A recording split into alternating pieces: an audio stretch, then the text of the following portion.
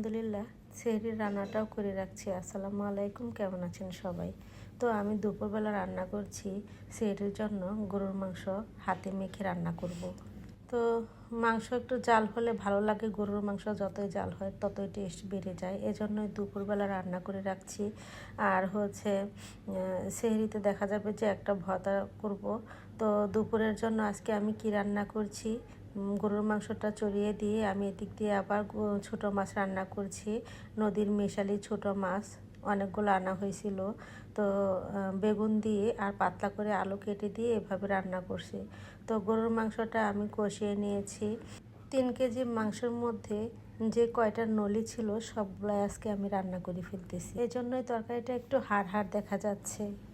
আর এখানে 1 কেজি মাংস নিয়েছি আর 5টা আলু কেটে দিয়েছি, পাতলা করে একটু ঝোল করব। ছোলাটাও মাশাল্লাহ ভুনা করে রাখলাম।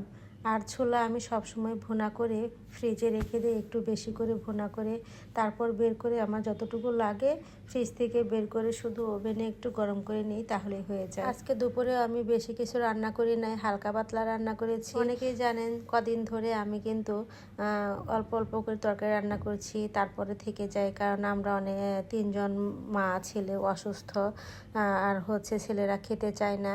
আর দুপুরের জন্য এই যে পুঁটি মাছটাও ভাজি করে নিচ্ছি, বড় বড় পুঁটি ভাজি করছি মুচমুচে করে।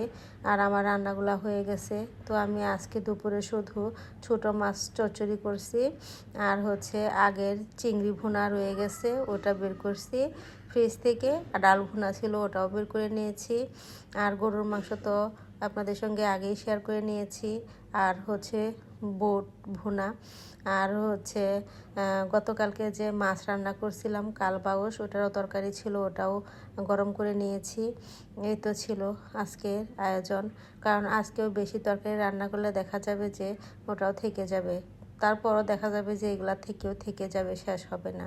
কারণ ছেলেরা রাত্রে না একদমই খেতে চায় না, নুডলস খায়, অন্য কিছু খায়। আজকের মতো এখানেই শেষ করছি। আল্লাহ হাফেজ।